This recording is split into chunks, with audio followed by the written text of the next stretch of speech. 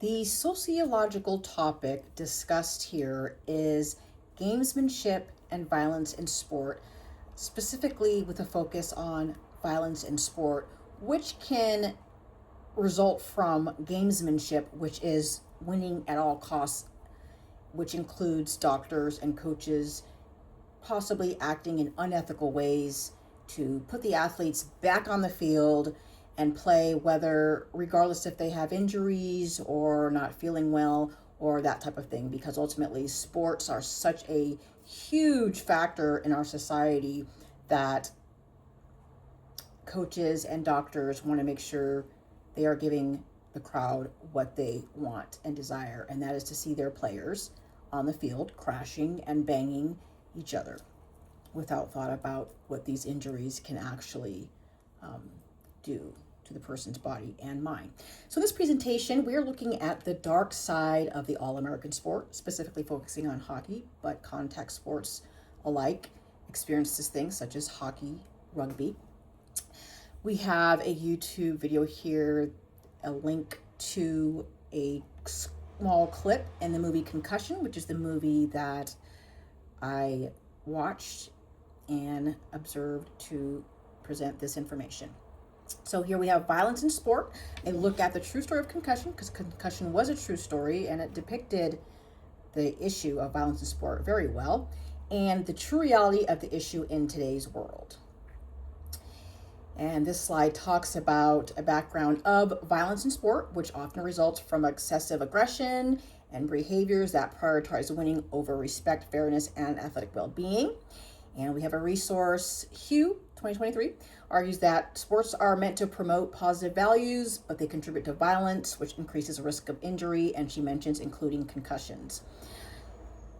The movie depicts this by showing different scenes of repeated collisions during practices, games, and the movie highlights real-life experiences of former players, the character who played Mike.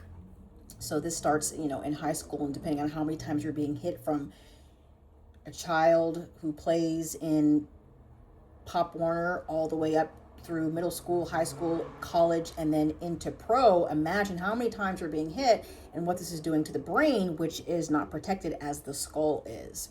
And so gamesmanship and violence seems to be the norm in today's world. One of the issues presented and to look at is identification of the problem. So we are identifying the problem of violence in sport stemming from aggression, getting away from the well-being of players. And this is a normal brain, and this is an advanced CTE brain, which is chronic traumatic encephalopathy. And this type of thinking that aggression and violent behaviors are viewed as a natural part of competition results and exposes athletes to this substantial physical and neurological risks. And there is a link here that where I got this picture from on Wikipedia. And the other issue, the other sociological issue we're looking at is what are the resources that are available to this issue and to athletes, and how are we working to control this type of thing to protect our athletes and still try to have good gameplay for the fans who give their all for some of these sports and the athletes in particular.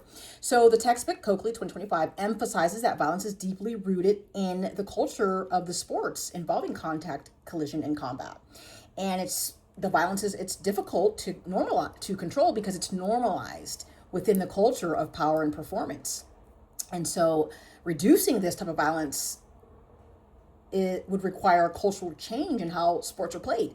And that obviously would take probably a long time to do. And so the California Interscholastic Federation, which I got this picture off of Wikipedia, the CIF, better known as the CIF, has implemented policies that can promote fair play, respect, and safety so that athletes can continue to enjoy, as well as the fans and spectators.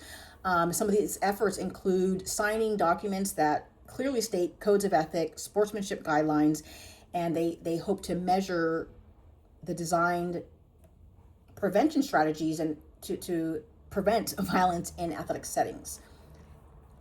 So everyone needs to work together, obviously, to make this happen. And so for conclusion and significant personal takeaways, I mentioned that discussion and research experience was truly eye-opening.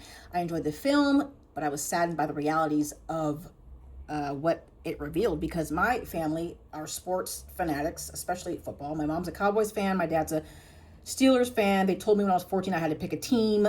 So I picked the Packers because the colors are the same as my high school I went to, green and gold. So, Brett Favre days. But it's truly heartbreaking to see through the portrayal of Mike Webster's story. Like, it was so sad. I wish I could help the man. I'm like, help him, doctor. Don't just give him a shot. But that's not the reality of our situation. That's where the ethical conduct comes into play with doctors and coaches just wanting their players out there at all cost. So I realize that this is an ongoing issue and that athletes may continue to suffer despite efforts to improve player safety. This is a game that is deeply rooted in how it's played. So, the film reinforced the inherent risks associated with contact sports and the challenges of protecting the brain from repetitive impacts. And so one of my takeaways is that I understand that while major changes to the game could improve safety, they would likely face significant resistance from everyone across the board: fans, stakeholders, the moneymakers, coaches, NFL, obviously, and resistance, because physical contact is such a central part of football's culture and appeal. So awesome, amazing, wonderful. Love the movie Concussion, and this was great. Thank you. Bye-bye.